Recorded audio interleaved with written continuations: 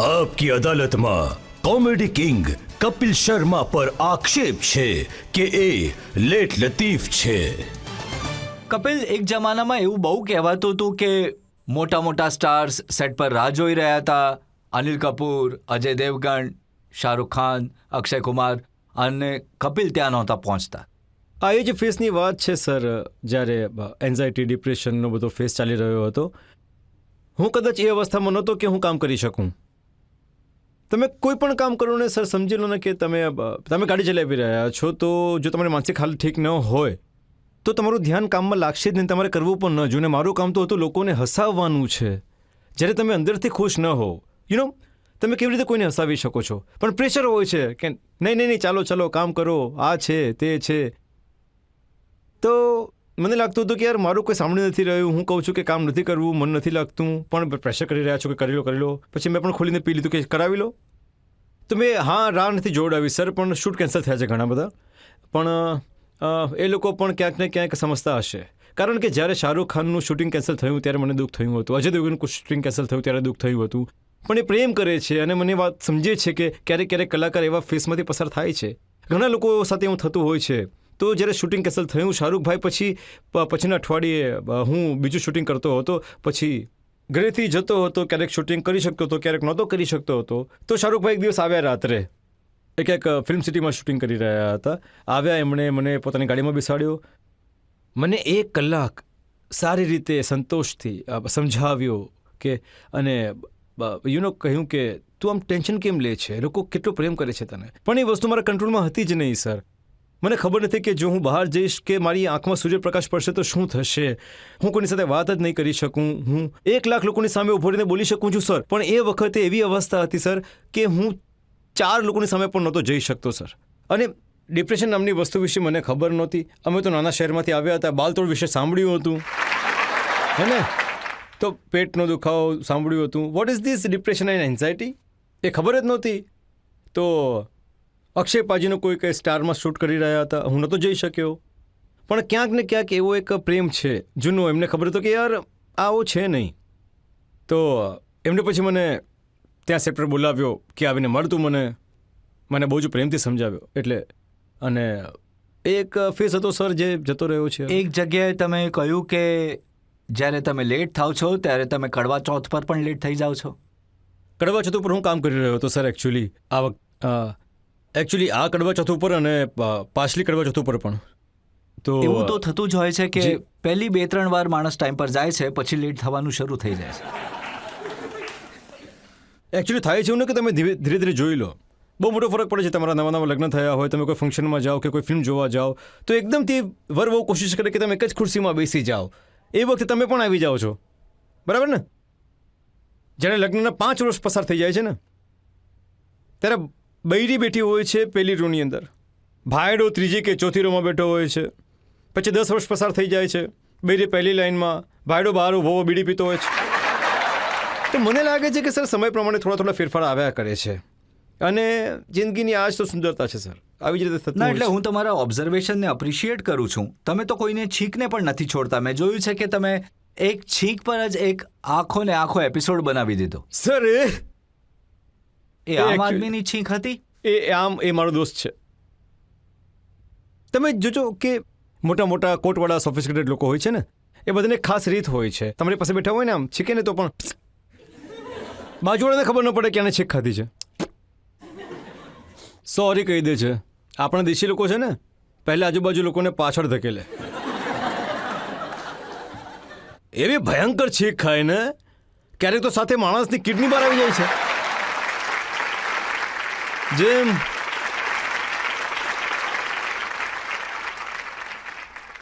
મારો દોસ્ત છે, મોટા ભાઈ છે, જસ્સી પાજી. તમે પણ બહુ સારી રીતે ઓળખો છો ને, જસ્સી દિલ લગી કુડી ગુજરાતની. એ કોઈના ઘરે બેઠા હતા. એ જેમના ઘરે બેઠા હતા એમને પક્ષી બહુ ગમતા હતા, એટલે એમને એક પાસે પક્ષી હતું. એ ક્યારેક અહીંયા બેસી જાય, પ્રેમથી ચૂચું અવાજ કરે, અને એમણે કહ્યું કે તમે આ પક્ષી પાડેલું છે? તો કે હાજી, 6 મહિના થઈ ગયા અને મને બહુ પ્રેમ કરે છે. એટલી વારમાં જસ્સી પાજીને છીંક આવી ગઈ. એટલી ભયંકર છીંક ખાધી ને, ખબર ન પડી સર પક્ષી ક્યાં જતું રહ્યું.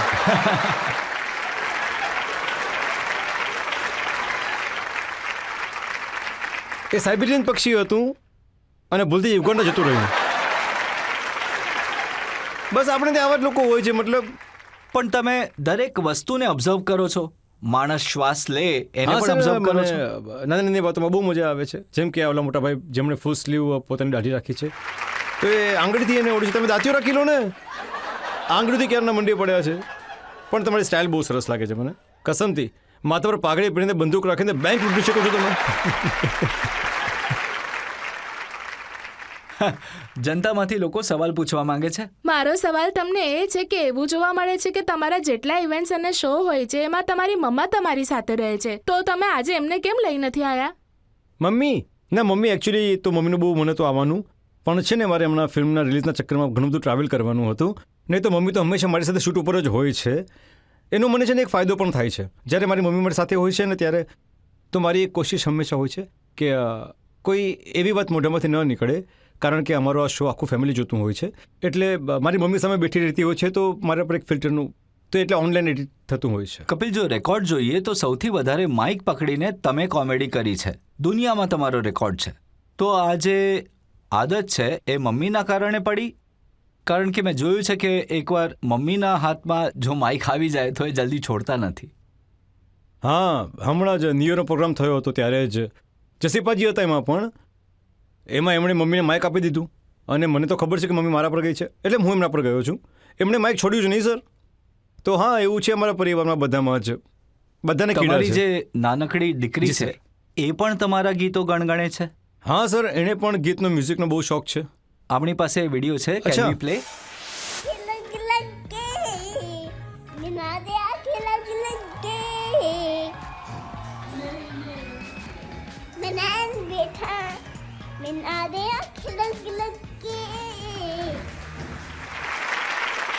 એને ખબર નથી નૈના દે આંખે, એ કહે છે મૈના દે આંખે લપકે.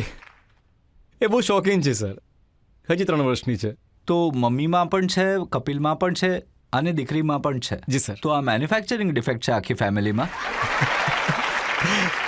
સર એ જ છે, જીન્સમાં જ છે. મારા પિતા પણ કલાકાર જ હતા સર. જો કે એમણે પોલીસની નોકરી જરૂર કરી હતી, પણ ક્યાંક ને ક્યાંક મારા મનમાં ફિલ્મોનો ચસ્કો નાખવાવાળા મ્યુઝિકનો એ મારા પિતાજી જ હતા. અને હા, તમે કહી શકો છો કે આ અમારી મેન્યુફેક્ચરિંગ ડિફેક્ટ છે, તો એમાં બધા જ કલાકાર છે. અને મમ્મીએ તો મેં સાંભળ્યું કે મીકા પાસેથી પણ ફીસ લઈ લીધી ગીત સંભળાવવાની. નહીં, મારી મમ્મીને પંજાબી ફોક બહુ આવડે છે. લેડીઝ સંગીતમાં હોય છે ને બધા લગ્નમાં, મમ્મીને ઘણા બધા ફોક સોંગ આવડે છે.